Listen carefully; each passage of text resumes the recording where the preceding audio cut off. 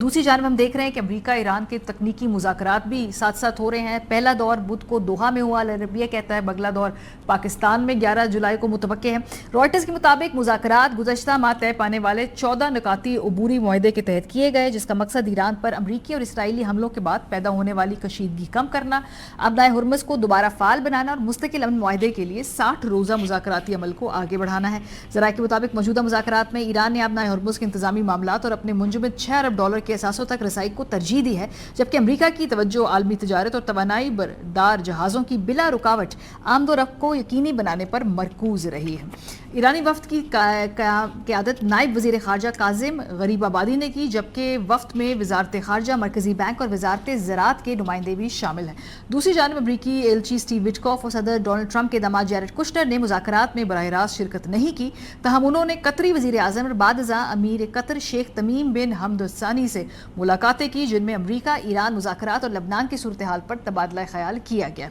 अमरीका और ईरान के दरमियानी मुज़ाकरात बराह रास्त की बजाय कतर और पाकिस्तान की सालिसी में बिलवास्ता तौर पर हुए, जहां दोनों फरीकों ने सालसों के जरिए अपने मौक़िफ़ का तबादला ख्याल किया है। प्रेसिडेंट ट्रंप बहुत ज़्यादा इस हवाले से पुरुमीद नज़र आते हैं। उन्होंने कहा कि मुज़ाकरात जो है सही समत में बढ़ रहे हैं, जबकि ईरानी स्पीकर जो हैं वो कह रहे हैं कि मुआहदे की कुछ शिकें हैं जिन पे अमल करने के लिए अभी जो पेशरफ्त है वो नागुज़ीर है। वो कौन सी शिकें हैं जी, आपको क्विकली बताते हैं। ये शिकें क्या हैं, इन पर कितना अमल दरामद हो चुका है। पहली शिक के तहत अमरीका और ईरान ने लबनान समेत तमाम महाज़ों पर फौजी कार्रवाइयाँ मुस्तकिल तौर पर ख़त्म करने पर इतफाक़ किया था। अगरचे ईरान, अमरीका और इसराइल के दरमियान बड़ी अस्करी कार्रवाइयाँ रुक चुकी हैं, ताहम लबनान में कशीदगी इस वक्त भी बरकरार है। चौथी शिक के मुताबिक अमरीका ईरान पर आयद बहरी पाबंदियाँ ख़त्म करेगा, जबकि ईरान अपने हुर्मुज़ में जहाज़ों की आमदोरफ्त को जंग से पहले की सतह पर बहाल करेगा। अमरीका का कहना है कि उसने बहरी नाकाबंदी ख़त्म कर दी है, ताहम इसके जंगी जहाज़ अब भी खित्ते में मौजूद हैं। पाँचवीं शिक के तहत ईरान ने 60 रोज़ तक अपने हुर्मुज़ से गुजरने वाले जहाज़ों से कोई ट्रांजिट फीस वसूल न करने पर इतफाक़ किया। मुआहदे के मुताबिक 60 रोज़ की मुद्दत के दौरान किसी नई फीस का इतलाक़ नहीं होगा। मुआहदे की 10वीं शिक के तहत अमरीका ने ईरानी तेल, पेट्रोकेमिकल और दीगर पेट्रोलियम मसनूआत की बरामद के लिए 60 रोज़ा रियायत जारी कर दी है, जिससे ईरान को अमरीकी डॉलर में फ़रोग़ करने की इजाज़त मिल चुकी है। जो 11वीं शिक है, इसके तहत अमरीका ने ईरान के मुंजमद असासों तक रसाई देने का वादा किया है, ताहम इस मामले पर अब भी अभाम बरकरार है। मोहम्मद बाकर कलबाफ का कहना है कि $24 अरब में से $12 अरब ईरान को फराहम किए जाएंगे, जबकि अमरीकी हुकाम का मौक़िफ़ है कि ईरान की जानिब से मुआहदे की शराइत पूरी किए बगैर मुंजमद फ़ंड्स जारी नहीं किए जाएंगे।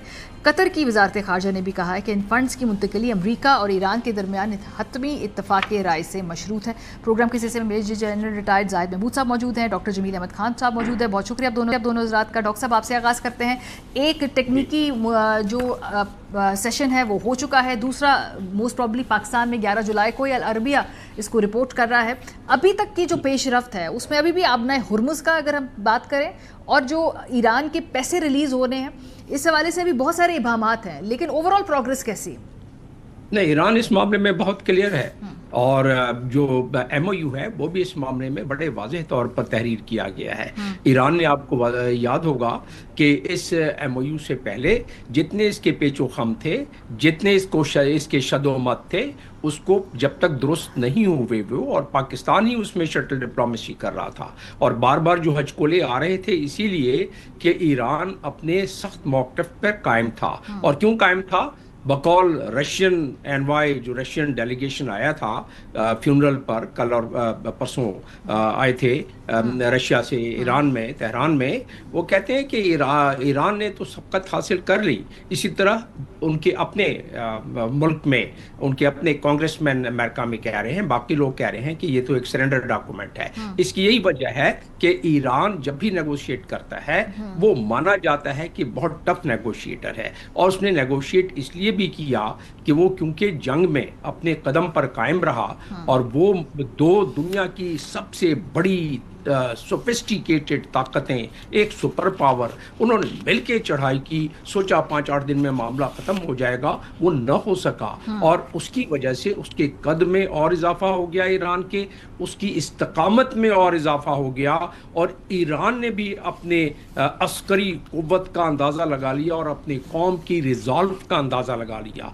जिसकी वजह से अब आ जाते हैं आपकी, बस अगले चंद सेकंड में बात ख़त्म करके आपकी जवाब में, और वो ये है है कि अब ईरान जहां खड़ा है वो इस एमओयू और ये जो गुफ्तगू और जो टेक्निकल टीम कर रही है गुफ्तगू, ये टेक्निकल टीम उसकी इंटरप्रिटेशन कुछ की, जैसे मिसाल के तौर पर आपने अपने बयानिए में बताया इसके पैराग्राफ 5 के बारे में एमओयू के, जिसमें कि 60 दिन का आपने जिक्र किया कि 60 दिन तक कोई फीस नहीं ली जाएगी, लेकिन उसी में दिया हुआ है कि ईरान और ओमान मिलके और ईरान अपने खलीजी चंद ममालिक से कंसल्ट करके एक ऐसा लाया अमल बनाएगा, मैनेजमेंट जिसको कहते हैं, जिसके तहत वो जहाज आसानी से गुजरेंगे।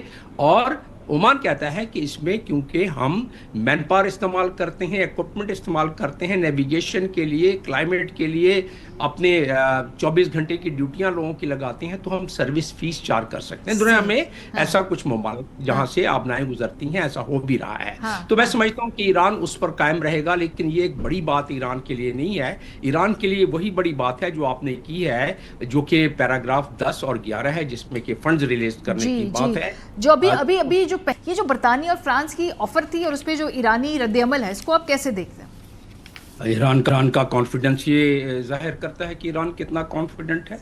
ईरान को अंदाजा हो गया कि उसके कुव्वत बाजू कितना है।